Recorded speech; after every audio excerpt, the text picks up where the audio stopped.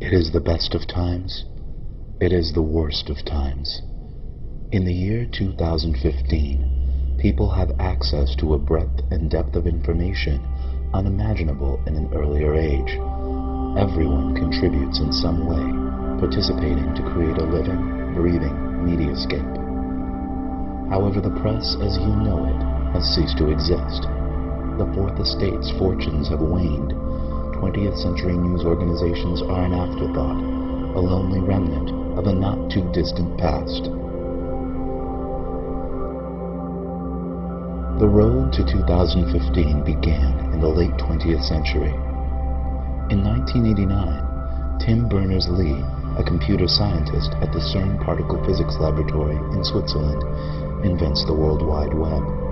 Amazon.com is founded in 1994. Its young creator dreams of a store that sells everything.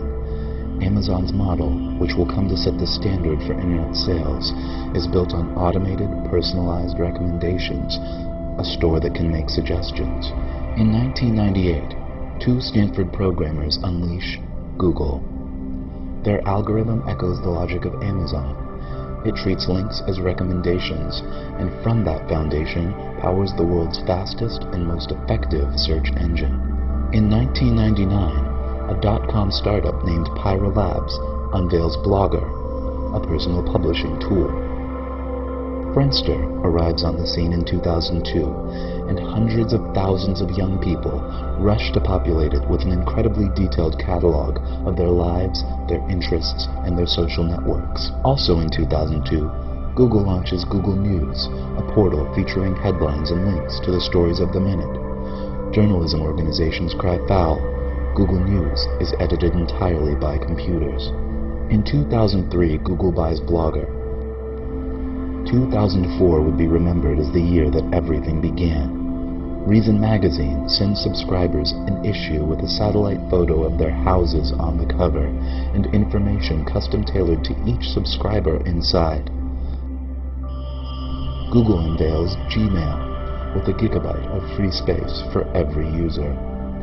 Microsoft launches Newsbot, a social news filter. Google buys Picasa, a tool for organizing images. Amazon releases A9, a search engine built on Google's technology that also incorporates Amazon's trademark recommendations. And then, in August, Google goes public. Awash in new capital, it acquires Keyhole, a company that maps the world and puts it online. Google also begins digitizing and indexing the world's libraries. Apple's iPod inspires podcasting, and the age of personal radio begins. We can all broadcast our own thoughts, our own music, directly to each other's music players. 2005. In response to Google's recent moves, Microsoft buys Friendster. Apple releases the Wi-Fi Pod, a portable media player with integrated camera that can send and receive podcasts and images on the go. 2006.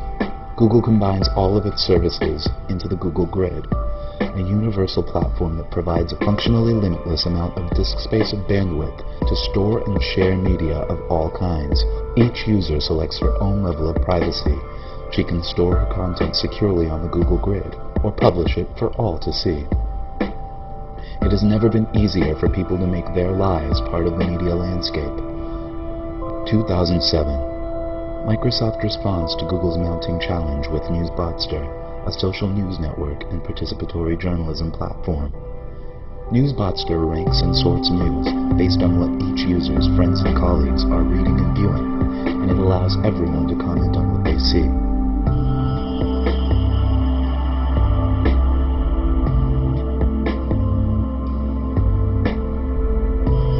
2008 sees the alliance that will challenge Microsoft's ambitions.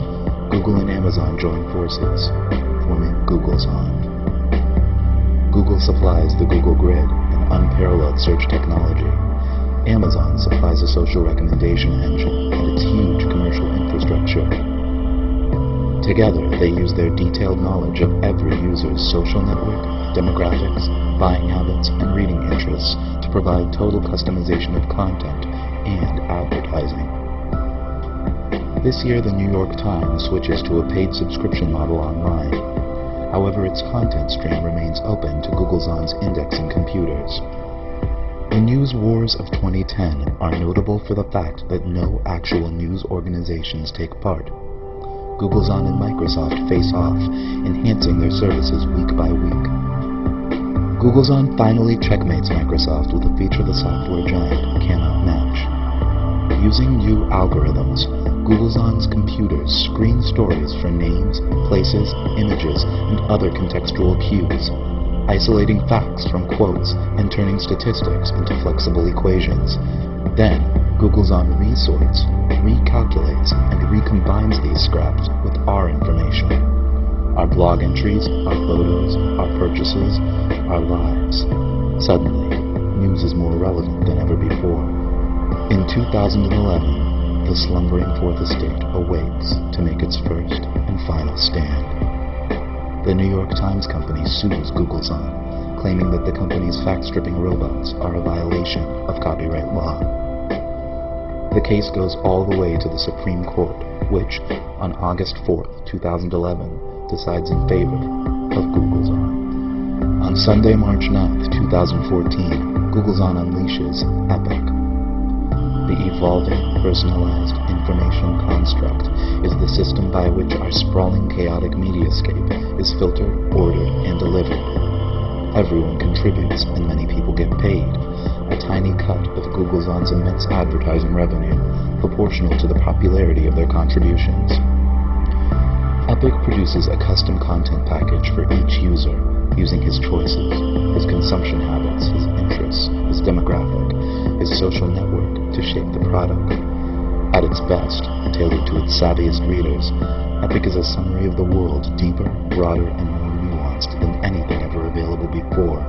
But at its worst, and for too many, Epic is merely a collection of trivia, much of it untrue, all of it narrow, shallow, and sensational. In 2014, the New York Times goes offline. In feeble protest to Google's hegemony, the Times becomes a print-only newsletter for the elite and the elderly. 2015. Pinky Nankani, a refugee from the defunct New York Times digital edition, finds a new journalistic calling. She begins to collect and filter GPS-tagged neighborhood broadcasts. Soon, Pinky's feed is a local lodestone, and more of her neighbors tag their broadcasts with GPS data as they realize they too can be a part of it. Hey, it's me. If you're listening, I think a bunch of us are going to go meet up at Progress Park. We're thinking about doing like a little barbecue. I was thinking to go to the park and do not bother with 9th Street. There's this big accident at Garfield, and it's all backed up. It's totally a mess. So, Have you guys gone out today? If you haven't gone out today, please go out today. It's an incredible day. Take a look at this.